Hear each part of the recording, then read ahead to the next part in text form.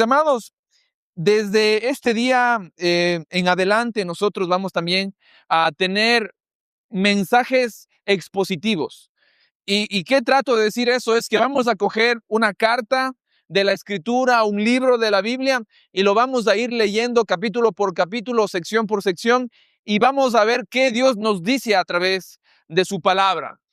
Estamos haciendo mensajes últimamente, mensajes temáticos pero bíblicos. Ahora lo vamos a hacer en este año, lo que queda del 2026, mensajes expositivos. Cogemos una carta, la iniciamos y la terminamos. Cogemos un libro de la Biblia, la iniciamos y la terminamos. Y queríamos empezar con un libro que es bastante pequeño, que es la carta a los Filipenses, para poder entender qué es lo que el Señor nos habla a través de su palabra. La carta a los Filipenses fue escrita por el apóstol Pablo, más o menos en el año 60, 62 después de Cristo. La carta a los Filipenses es una carta escrita a una iglesia, la iglesia de los Filipos en esta ciudad, y recordemos que esta ciudad es una ciudad romana. Es una ciudad donde el César gobierna y en esta ciudad existía bastante presencia militar y recordemos que los romanos estaban muy orgullosos de su nacionalidad y por eso es que más adelante el apóstol Pablo en la carta de los Filipenses capítulo 3 lo va a decir, mas nosotros somos ciudadanos del cielo, haciendo un contraste con la ciudadanía orgullosa de los romanos. Y vamos a empezar versículo por versículo, capítulo por capítulo, y vamos a tener un mensajes expositivos, esa es la palabra técnica, pero básicamente es iniciamos una carta o un libro o un evangelio y lo terminamos. Después nos vamos a ir también al Antiguo Testamento, lo iniciamos y lo terminamos. Eso vamos a hacer conforme todo este año que nos queda del 2026. La carta a los Filipenses. Abramos, por favor, el capítulo número 1 del versículo del 1 al 11. Y antes de poder darle lectura, vamos a ver qué dice esta carta y cuál es su contexto. En el contexto de la carta de los Filipenses, recordemos que existía una presencia romana y un orgullo romano en ese tiempo. Y los cristianos estaban titubeando. Los cristianos estaban titubeando porque en esa iglesia de los Filipos existía varias personas de diferente clase social, diferente cultura, había personas, había esclavos, había libres, y en esta iglesia el apóstol Pablo les dirige esta carta. En esta mitad de esta cultura que estaba intentando empujar a la iglesia de los filipenses. Había personas que se sentían orgullosos de ser romanos, pero el apóstol Pablo lo que va a decir a esta iglesia es que esta iglesia es un pueblo santo en Cristo Jesús. Y les va a dar una identidad y les va a recordar lo que Cristo hizo en esta iglesia. Y mis amados, estamos en mitad de una generación que nos intenta y nos empuja siempre a dar una identidad como hace 2000 años atrás. Yo no sé cuántos de ustedes han estado un poco extrañado viéndolo, esta nueva cultura, no sé si llamarlo cultura o generación de los Terians. No sé si ha visto que hay adolescentes que se identifican con un perro, un gato, un animal, un felino, y de repente se ponen unas máscaras y una colita y andan un poco saltando en las universidades, en sus colegios o en los parques. Y alguien me preguntaba, pastor, ¿y no tendrán un problema psicológico o psiquiátrico estos jóvenes? Y más allá de eso, porque esto va a ser repetitivo. Esto no es solo de ahora, de los Terians, esto va a tener que repetirse más adelante. Y la idea es que el mundo, las personas y los adolescentes necesitamos una identidad. Y lo que ahora impera en esta cultura, en este mundo, impera lo que tú te sientes y cómo te autopercibes es lo que tienes que florecer, es lo que tienes que exponer como identidad. Si tú te identificas como un gato, está bien que te pongas una cola. Si tú te identificas con tal animal, deberías comportarte como tal. Entonces, la identidad de este mundo es muy fluctuante porque está determinada en lo que uno siente. Si uno siente. Y eso va a ir constantemente cambiando en el mundo. Mis amados, es muy importante que nosotros entendamos cuál es nuestra identidad en Cristo, porque el mundo y su cultura siempre va a intentar vestirnos con alguna clase de identidad. Las redes sociales nos dan una identidad. El trabajo nos da una identidad. La universidad y nuestra profesión nos da una identidad. Nuestra familia, nuestros hijos nos dan una identidad. Un país, una ciudad nos da una cultura, nos da una identidad. Todo empuja a tratar de llenar lo que el corazón permanece vacío. Usted podrá haber escuchado, yo soy macabeo, yo soy ecuatoriano. Todo empuja a que usted se identifique con algo. ¿Qué dice la Escritura en cuanto a la identidad? ¿Qué dice la Escritura en cuanto a quiénes somos nosotros? ¿Quiénes somos nosotros? La pregunta no deberíamos hacerla al mundo porque hay varias respuestas. Eres abogado, eres esto, eres de tal nacionalidad, eres de tal cultura. Pero cuando nosotros preguntamos, debemos buscar la respuesta en Dios. Y el apóstol Pablo va a decir a ese pueblo donde existía un sinnúmero de pensamientos y les va a decir, ustedes son una nación santa, santos en Cristo Jesús. Les ayuda a ver cuál es la respuesta que Dios tiene para la humanidad. Ahora sí, mis amados, vayamos por favor abriendo Filipenses capítulo 1 en adelante. Y vamos a ver qué dice la Escritura. Estamos en la diapositiva 3. Diapositiva 3. Y vamos leyendo. Yo leo el versículo número 1 y ustedes, por favor, el versículo número 2. Tenemos al frente, si no, la Reina Valera. Vamos a leer hasta el versículo número 11 de manera pausada, mis amados. Si usted lee más rápido, un poco, sea más lento a leer y pronunciar. Reina Valera, dice así. Pablo y Timoteo, siervos de Jesucristo, a todos los santos en Cristo Jesús que están en Filipos con los obispos y diáconos. Versículo 2.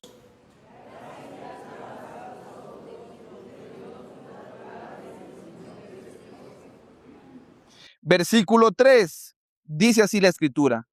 Doy gracias a mi Dios siempre que me acuerdo de vosotros. Versículo 4. Siempre rogando con gozo. Amén. Versículo 5. Por vuestra comunión en el Evangelio desde el primer día hasta ahora. Versículo 6. Persuadidos de esto.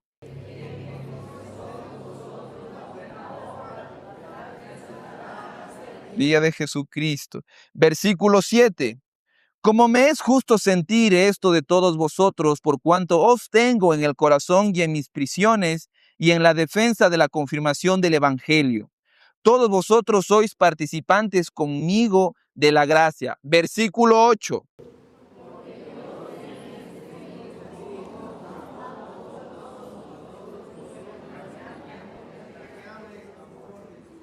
Versículo 9.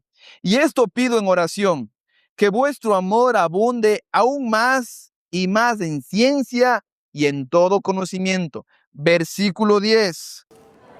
Probéis lo mejor, sinceros para el día de Cristo, llenos de fruto de justicia, que son por medio de Jesucristo para la gloria y la alabanza de Dios. Mis amados, la pregunta aquí que el apóstol Pablo está respondiendo a esta comunidad que estaba en mitad de un pueblo romano es que nosotros somos una nación santa.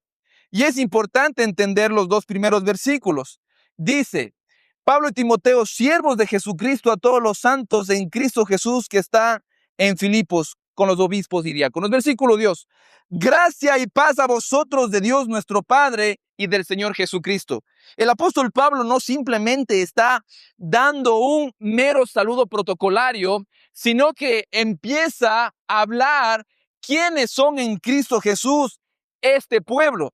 Y les dice, gracia y paz a vosotros de Dios nuestro Padre y del Señor Jesucristo.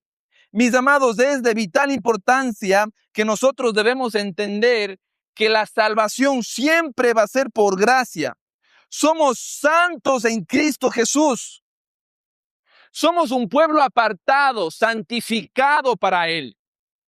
Somos un pueblo escogido para Él. Eso es lo que somos. Mis amados, debemos recordar quiénes somos en Cristo Jesús. Esto es de vital importancia. El apóstol Pablo, antes de hablar de lo que hacemos y cuáles son los frutos espirituales, primero habla quiénes somos nosotros en la cruz. Y dice, gracia y paz a vosotros. Recordemos qué es la gracia. La gracia es recibir un regalo inmerecido. Recordemos que nosotros somos un pueblo santo en Cristo Jesús por gracia. Nosotros hemos sido comprados en Cristo Jesús. Nosotros hemos sido rescatados en Cristo Jesús por gracia. Y eso es importante entender porque las personas de manera general creen que Dios tiene una deuda con ellos. Que si es que nosotros nos comportamos bien, somos merecedores de sus bendiciones. Y eso hay que quitar de la cabeza, porque no es bíblico, mis amados. Nosotros somos un pueblo santo en Cristo Jesús por gracia. No merecíamos ser el pueblo de Dios. No merecíamos ser escogidos como el pueblo de Dios, pero Él lo ha hecho por gracia. Nos ha escogido por misericordia, no por nuestros méritos. Lo que nosotros merecíamos era justicia, juicio y el infierno. Eso es lo que nosotros merecíamos. Pero a través de Cristo y su misericordia, la gracia se extiende sobre un pueblo que no merecía y Dios lo ama. Y no solo le da la gracia. El apóstol Pablo dice, gracia y paz a vosotros. Quiere dar a entender a esta iglesia que no es simplemente una paz emocional. Hay muchas personas, mis amados, que dicen, por ejemplo, una persona que está practicando yoga o que está en otra religión o que es budista, simplemente hace algunos sonidos, algún chakra y dice, estoy en total paz. ¿Es de esa paz que está hablando el apóstol Pablo? En absoluto. Cuando el apóstol Pablo dice, gracia y paz a vosotros, está hablando de esa paz que en un momento nosotros no lo teníamos. Recordemos que lo que dice el libro de Efesios, toda persona que no está en Cristo es enemigo y está en enemistad contra Dios. Es una persona que está en contra del Señor. Una persona que no está en Cristo es una persona que está siendo enemistada con Dios. La paz se restablece cuando Cristo Jesús muere en la cruz por nosotros. La justicia del Padre cae sobre la cruz y sobre Cristo. Y nosotros tenemos esa paz que se había roto con nuestro pecado. Pero Cristo tiende un puente para que su pueblo pueda estar en paz con su Padre y su Creador. Tenemos gracia en Cristo y tenemos una paz. No es una paz interna, no es una paz emocional, sino es una paz de tener el conocimiento de que Dios no es nuestro enemigo y que es nuestro amigo y nuestro Padre. El apóstol Pablo inicia la carta con un precioso saludo. Gracia, regalo inmerecido, y paz a vosotros. Ya no son enemigos de Dios. Y más adelante el apóstol Pablo va a avanzar y va a ir a los siguientes puntos. Hay un excelente pastor que hace mucho tiempo estuvo haciendo un ministerio precioso. Este pastor lo que hacía era recoger niños de la calle y tenía por cientos y miles de niños en la calle.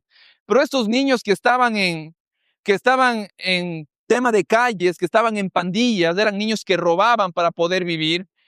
Le preguntaron alguna vez a este pastor que tenía como un orfanato enorme en Gran Bretaña, y le preguntaron, ¿usted por qué recoge estos niños? ¿Usted cómo es que clasifica para recibir a estos niños en su orfanato? Cientos de niños. Y este pastor dijo una sola respuesta. Lo que merecen estos niños es ir a la cárcel, porque son muchos de calles y de barrios y de pandillas. Lo que merecen estos niños es que nadie de nosotros les recibamos. Pero lo que ellos necesitan es misericordia. Lo que estos niños necesitan es ser abrazados, amados y alimentados, y que formen parte de esta familia enorme que nosotros somos. Es lo mismo con los creyentes. Nosotros no merecíamos formar parte de la familia de Dios. Nosotros no merecíamos formar parte de un pueblo santo, pero lo que Dios dio a su pueblo es misericordia y gracia. Es el pastor Muller. Él inauguró el tema de los orfanatos. Él dejó instaurado que los niños necesitan misericordia. Y muchos niños que se criaron en estos orfanatos, sus vidas fueron transformadas para Cristo. Y era de vital importancia. El apóstol Pablo, después que nos enseña cuál es la identidad que tenemos de él, nos enseña su gracia, nos enseña la misericordia y la paz que tenemos con el Padre, pasa a un siguiente punto bastante precioso. Y en el siguiente punto es que Dios no solo inicia la obra de salvación, sino que Él la mantiene. Y en el siguiente punto es confía en la obra que Dios ha comenzado. Confía en la obra que Dios ha comenzado. Y los textos dicen del versículo 3, doy gracias a mi Dios siempre que me acuerdo de vosotros, siempre en todas mis oraciones con gozo por todos vosotros, por vuestra comunión en el Evangelio desde el primer día hasta ahora. Versículo 6, dice la Escritura, la siguiente diapositiva, estando persuadido de esto, que el que comenzó en vosotros la buena obra, la perfeccionará hasta el día de Jesucristo. Una vez que nosotros entendemos que es una obra de gracia, que es una obra de misericordia, que Dios ha iniciado una obra con su pueblo y que somos santos en Cristo Jesús, esa obra preciosa no solo termina ahí. No solo Cristo nos trae salvación en la cruz, la obra no se ha terminado. Continúa siendo una obra de santificación para su pueblo. El Señor nos salva para santificarnos. El Señor nos salva para santificarnos. La salvación es una puerta que nos permite entrar a la presencia del Señor. Y dentro de la presencia del Señor, el creyente es perfeccionado por la obra de la cruz del Evangelio. El Evangelio no es solo para predicar, para que la persona acepte a Cristo. El Evangelio es el mismo Evangelio que te salva, es el mismo Evangelio que te empieza a transformar y a perfeccionar. Y dice la Escritura, estando persuadido de esto, del que comenzó el pasado, la va a perfeccionar, presente y futuro. Mis amados, debemos confiar en que Dios está haciendo una obra en nosotros. El trabajo y el propósito del Señor es perfeccionar a su pueblo, trabajar con su pueblo. Y mis amados, esto debemos tener en cuenta, porque si es que tenemos en cuenta que Dios nos está perfeccionando, que no solo nos salva y nos abandona, sino que nos perfecciona cada día más, debemos entender que Él está en un plan enorme para perfeccionar la vida de Marco. Él quiere ir transformándonos de gloria en gloria. Él nos ama tanto que no nos permite abrazar a nuestros pecados antiguos. Dios nos ama como somos, pero mi querido Nelson, nos ama tanto que no nos deja en este lugar. Él va a perfeccionar a sus santos. Y debemos entender que cómo Dios perfecciona a sus santos, es la pregunta. Mi querida Marcia, ¿cómo el Señor trabaja en nuestros corazones?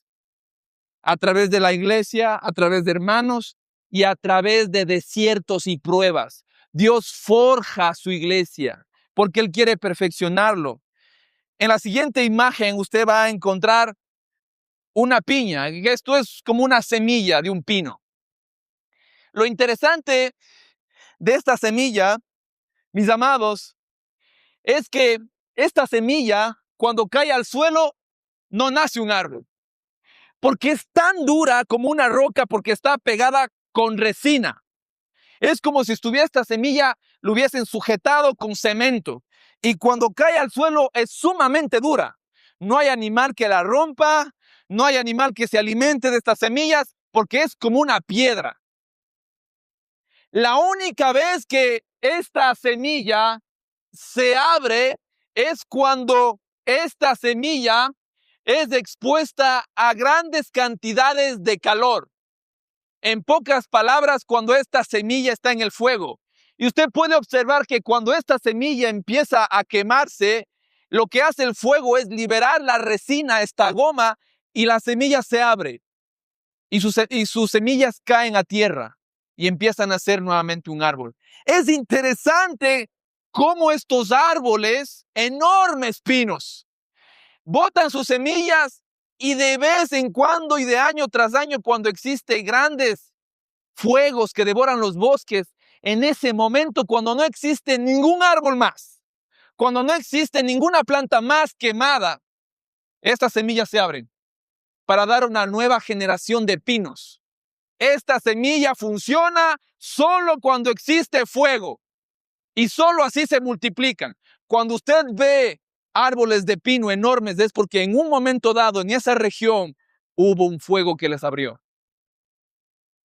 El Señor trabaja en nuestra vida para traer fruto espiritual a través de fuego. Él nos perfecciona a través de circunstancias en nuestra vida. La pregunta es, en esta semana, la semana que pasó, con su familia, ¿qué fuego está trabajando en su vida? ¿Qué fuego, qué circunstancias el Señor está utilizando para perfeccionar a la familia San Martín?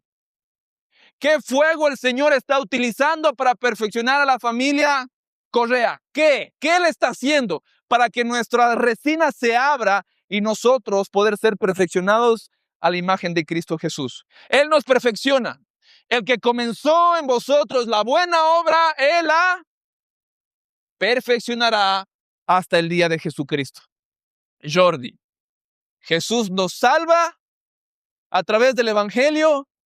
Jesús nos perfecciona a través del Evangelio. Nos ama tanto que no nos deja en el mismo lugar. Él quiere llevarnos a la imagen de Cristo Jesús. Y una vez que el apóstol Pablo nos enseña la identidad que somos en Cristo, que Él inicia la obra, nos enseña que Él trabaja en nuestro presente para nuestro futuro, más adelante Él nos va a ayudar a entender cómo es que una persona que está siendo perfeccionada por el Evangelio tiene que verse. Escuchen, mis amados, cómo es que una persona luce, cómo es que una persona se ve, cuáles son sus frutos. Después que una persona está siendo perfeccionada por el Evangelio. Y el punto número 3, el apóstol Pablo continúa desde el versículo número 9 y nos lleva al tercer punto. Y dice así la Escritura: y esto pido en oración, que vuestro amor, escuchen mis amados, abunde aún más y más en ciencia y en todo conocimiento. Diego, ¿qué está pidiendo el apóstol Pablo como oración? Que el amor de la iglesia de los Filipos crezca. Mis amados, el amor de la iglesia tiene que crecer. Y el apóstol Pablo dice, yo oro por la iglesia León de Judá para que el amor entre ellos empiece a crecer. Y usted se preguntará, pero parece que mi amor y mis sentimientos y mis emociones no están creciendo por el amor de la iglesia o por mi hermano. Y el apóstol Pablo va a dejar claro de qué amor se trata. Y dice la Escritura, abunde aún más en ciencia y en conocimiento. Nuestro amor tiene que abundar en el conocimiento de la Escritura. Lo que el amor hace, mis amados, no es un amor sentimental, sino está hablando de un amor maduro que depende de la palabra. Versículo 10, para que aprobéis lo mejor, a fin de que seáis sinceros e irreprensibles para el día de Jesucristo, llenos de frutos de justicia, que son por medio de Cristo Jesús para la gloria y alabanza de Dios. En la siguiente diapositiva podemos encontrar cuáles son los puntos que el apóstol Pablo ora para la iglesia León de Judá. Y dice que crezcamos en amor. Debemos crecer en amor, mis amados. Mientras más somos, más amor deberíamos tener. Mientras la iglesia sigue avanzando en su camino de la fe, debemos crecer en el amor unos por otros. Y dice, debemos crecer y tener discernimiento para diferenciar qué es bueno y qué es malo. Cuando nosotros crecemos en amor, en conocimiento de la palabra, nosotros crecemos en discernimiento y nos damos cuenta qué es malo y qué es bueno. Dejamos de ser como niños fluctuantes. El creyente que está creciendo en amor y conocimiento es un creyente que discierne entre lo bueno y lo malo. No está preguntando, mis amados, si es que su cumpleaños va a festejar en un karaoke. No está preguntando eso. Él ya discierne qué es bueno y qué es malo. No está preguntando si es que se va al concierto de los Búfalos. No está preguntándose eso. Él ya discierne qué es bueno y qué es malo para su vida espiritual. Él ya entiende, ya comprende. Porque su amor por la iglesia está creciendo, porque su conocimiento está creciendo y su discernimiento está creciendo. Y el apóstol Pablo también en la escritura dice que debemos ser personas sinceras. Sí, está bien la siguiente diapositiva. Sinceros y irreprensibles. Debemos ser sinceros e irreprensibles. Y es interesante la palabra sincera, ¿de dónde proviene? Si usted se da cuenta, la palabra sincera está compuesta por dos palabras. Sincera. ¿Y de dónde viene este concepto de sinceridad? En el tiempo de los griegos, en el tiempo de los romanos, en ese tiempo no vendían ollas como ahora, sino que vendían ¿qué? Vendían vasijas de barro, ollas de barro. Y cuando estas ollas eran expuestas al fuego en los hornos, habían ollas que se partían y que tenían hendiduras. Y como el alfarero no quería perder su dinero, ponían una resina como cera y la rellenaban. Una vez que la rellenaban, ¿qué hacían? La pintaban. Y cuando usted iba a comprar una olla de barro, se imagina que usted la ve y dice que está totalmente completa. ¿Y qué va a pasar cuando pongan el fuego? Eso sucedía. Lo que sucede ahora. Antiguamente habían personas que engañaban, ponían cera en estas vasijas de barro y las personas se llevaban estas vasijas y eran decepcionadas al momento de ponerlas al fuego, al momento de ponerlas a la luz del sol. La escritura dice que nosotros debemos ser personas sinceras. Y lo que está diciendo es que nosotros no debemos tener una vida maquillada. No debemos tener una fachada religiosa.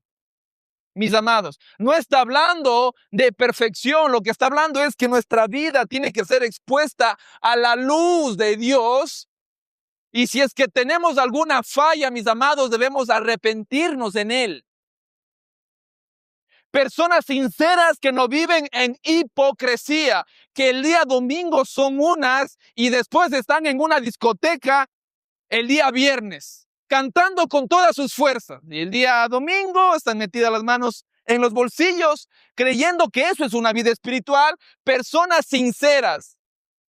No debemos tener una fachada religiosa. No habla de perfección, pero sí está hablando de personas que a la luz del rostro de Dios confiesan sus pecados, se arrepienten. Personas irreprensibles. Y en la siguiente diapositiva, el apóstol Pablo va a aclarar cómo es que la vida espiritual se crece.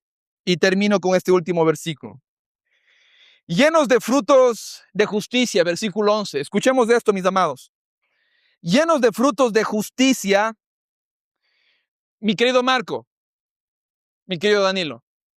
¿Cómo se ve la vida de un creyente que ha recibido gracia y está en paz con Dios y que Dios lo está perfeccionando?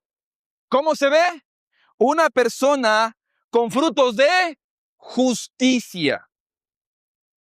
Pero no termina ahí. Y dice, que son por medio de Jesucristo para la gloria de Dios. Y aquí la pregunta, William, es la siguiente. ¿Cómo yo crezco espiritualmente? Si es que la Escritura dice que Él nos perfecciona, ¿debería yo quedarme en una pasividad en mi cama esperando que de repente Dios me perfeccione? ¿O qué dice la Escritura? ¿Cómo dice la Escritura que yo tengo frutos de justicia, frutos espirituales? Los frutos espirituales de un creyente no son a través de su propio y único esfuerzo. Escuchen, mis amados. Los frutos espirituales originalmente no vienen de nosotros, sino vienen de una fuente que es Cristo Jesús. Los frutos espirituales no vienen originalmente del esfuerzo del creyente, sino provienen de estar atados o agarrados de un tronco espiritual llamado Cristo, cuya savia fluye por nosotros y damos frutos espirituales. El origen del fruto, cuando el apóstol Pablo dice, sed llenos de frutos de justicia, que son por medio de Jesucristo. ¿Qué debemos de evitar acá? ¿Qué debemos de evitar? Debemos de evitar esa filosofía de que nosotros podemos hacerlo todo. Cuídese de esa filosofía de la motivación. Cuídese de esos mensajes que le dicen, sé el mejor que puedas. Porque esta es una persona que se autolabra, que está con un cincel intentando moldearse él solo. El cristiano no hace eso. Aquel que está cincelando su vida es Cristo Jesús. Es del Espíritu Santo. Y la pregunta es, ¿cuál es mi responsabilidad? Su responsabilidad es permanecer firmes en Cristo. La Escritura evita la pasividad del creyente. Dios perfecciona al creyente a través de Cristo. Y la Escritura habla que nosotros debemos abrazar esa savia, abrazar la Escritura.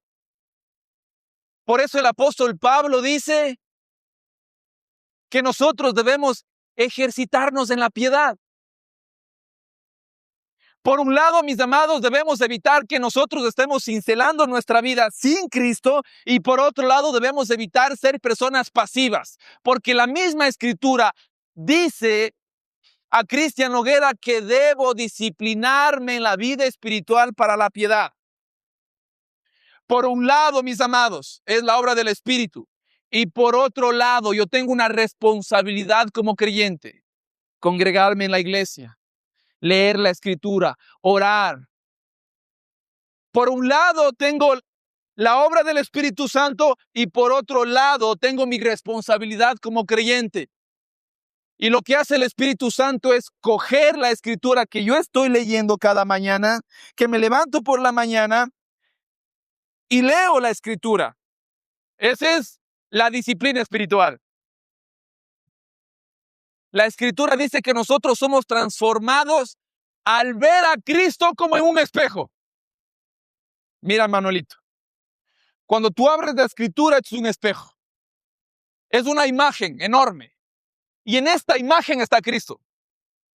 Y cuando tú te ves en ese espejo y en ese espejo se refleja Cristo, tú eres transformado de gloria en gloria. No eres transformado mientras estás durmiendo. Eres transformado y tienes frutos de justicia cuando estás atado a Cristo, atado a su palabra. Cuando expones tu vida al espejo y a la imagen de Cristo Jesús. El Espíritu Santo coge la palabra, te muestra a Cristo y nosotros salimos como Moisés, iluminados de la presencia del Señor. Por un lado, no existe el crecimiento espiritual con la pasividad. No existe eso. Por otro lado, no existe el creyente que solo se forja a sí mismo. No, no existe. Porque estaría cayendo en el legalismo como un fariseo. Recordemos al fariseo que decía cuando subía al monte a orar. ¿Qué decía él? No robo, no soy como ese pecador, no soy como ese publicano. Dios aceptó esa vida. ¿Por qué no la aceptó Bonnie? A la final no roba, a la final dice que diezma, a la final dice que ofrenda, a la final dice que está en un templo. ¿Acaso eso no es lo que nosotros buscamos? ¿Por qué Dios no acepta la vida de ese fariseo?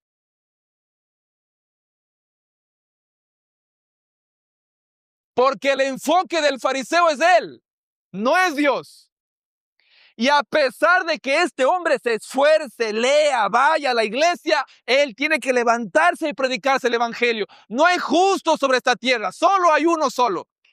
A pesar de que este hombre intente vivir en santidad, él debe predicarse el evangelio, porque nosotros somos aceptos no por nuestra propia justicia, sino por la justicia de Cristo. Él necesita predicarse el evangelio. Por eso no sirve las motivaciones sin Cristo y sin el evangelio. No sirve. No sirve la autoayuda, no sirven las motivaciones. Sé el mejor, tú puedes. Anda, crece. El creyente está llamado a permanecer unido al tronco espiritual que es Cristo.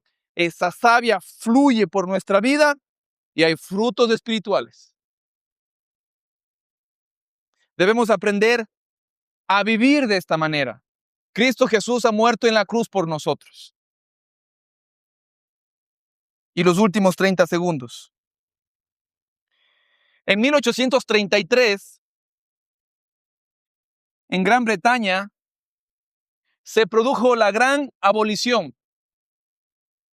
En 1833, en Gran Bretaña, todo el Congreso, todos los políticos se reunieron en una gran asamblea y dijeron, no existe la esclavitud. El ser humano tiene derechos, los derechos universales. La siguiente pregunta es, ¿y quién va a pagar toda esa deuda? Porque había personas, usted compraba a un esclavo como comprar un perro. Usted compraba a una persona como comprar un quintal de arroz. Era de su propiedad y usted pagaba un precio. Y los políticos se preguntaban, ¿y qué vamos a hacer con esa enorme deuda de todas las personas que habían adquirido esclavos? Había personas que tenían 50, 100 esclavos trabajando en los campos. Había personas que tenían 5 o 3 esclavos trabajando en sus casas. Y el Congreso de Gran Bretaña resolvió que la deuda iba a ser pagada por el Estado. Dice que en ese tiempo, en 1833, era como 20 millones de esterlinas. No sé cuánta plata es, pero dice que era una enorme cantidad y que el Estado asumió y no hasta los últimos años el Estado pagó esa deuda. Pagó la deuda de los esclavos y salió un decreto. Todo ser humano es libre, absolutamente libre, pero adivinen qué. Había personas que se adueñaron de esa verdad, pero había personas que habían permanecido tantos años en esclavitud, sus padres y sus abuelos fueron esclavos, ellos nacieron esclavos, y cuando de repente había un documento que le decían que eran libres, ¿crees tú que ellos se comportaban como personas libres? ¿Crees que ellos iban y entraban a cualquier restaurante? ¿Crees que ellos iban a comprar cualquier cosa como personas libres? Eran personas timoratas y llenas de miedo. A pesar de que alguien más ya pagó el precio de su libertad, ellos seguían viviendo como esclavos. Muchos años como esclavos. No se creían esa verdad. El pueblo de Dios es un pueblo libre. Libre de ataduras. Libre, mi amado. Eres una persona libre en Cristo Jesús porque tu esclavitud fue pagada por alguien, por el precio precioso de Cristo. Él pagó tu precio.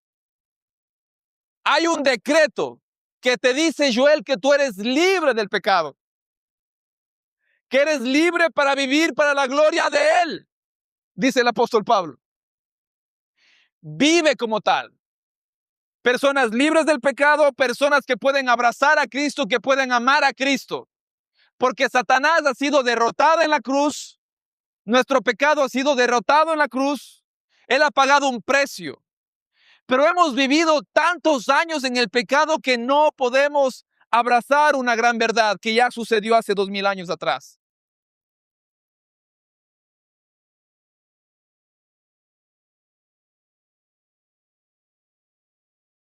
Mis amados, hay 3 respuestas sencillas para este mensaje. Primera respuesta: recuerda quién eres en Cristo Jesús. No vivas definidos por tus fracasos o logros. Eres santo por gracia, eres un pueblo. Mi amado, mi querido Matías, que te vas a la universidad, eres un hijo de Dios.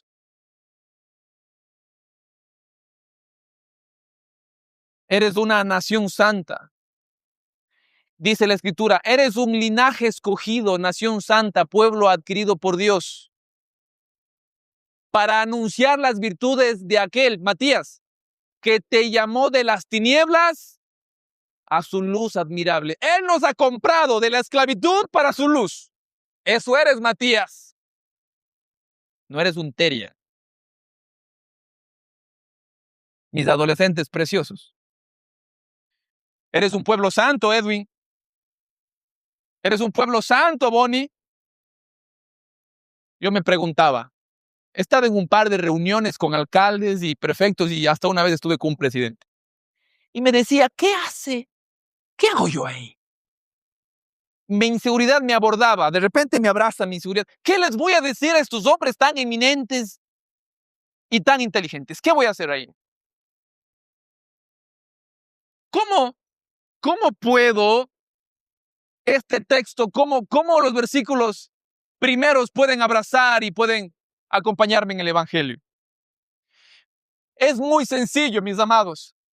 El Evangelio te dice que somos un pueblo adquirido por Dios. Cristian, delante de esas autoridades tú eres un pueblo santo, eres un linaje, eres un sacerdote.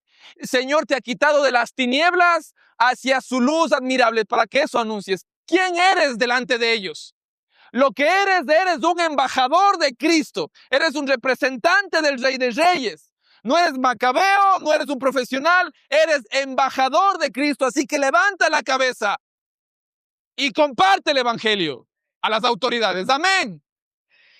De repente lo que estaba ha caído y me levanto, digo, soy embajador de Cristo. Y puedo verles a los ojos y poder darles del Evangelio lo más precioso. ¿Quién eres tú? ¿Quién eres tú delante de tus amigos? ¿Quién eres con tu familia? ¿Quién eres en redes sociales? ¿Quién eres cuando estás en Facebook? Cuando estás en TikTok, ¿qué quieres? ¿Aprobación y likes? ¿Eso es lo que quieres? No, ya tienes a Cristo. Eres embajador de Cristo. No busques una identidad, ya la tienes. Pueblo santo. Pueblo santo. Recuerda quién eres en Cristo. ¿Qué es lo que Cristo hizo hace 2000 años atrás? Eso eres. Confía en el proceso. Mi querido Willy, mi tía Elvia, el Señor quiere perfeccionar a la familia Correa.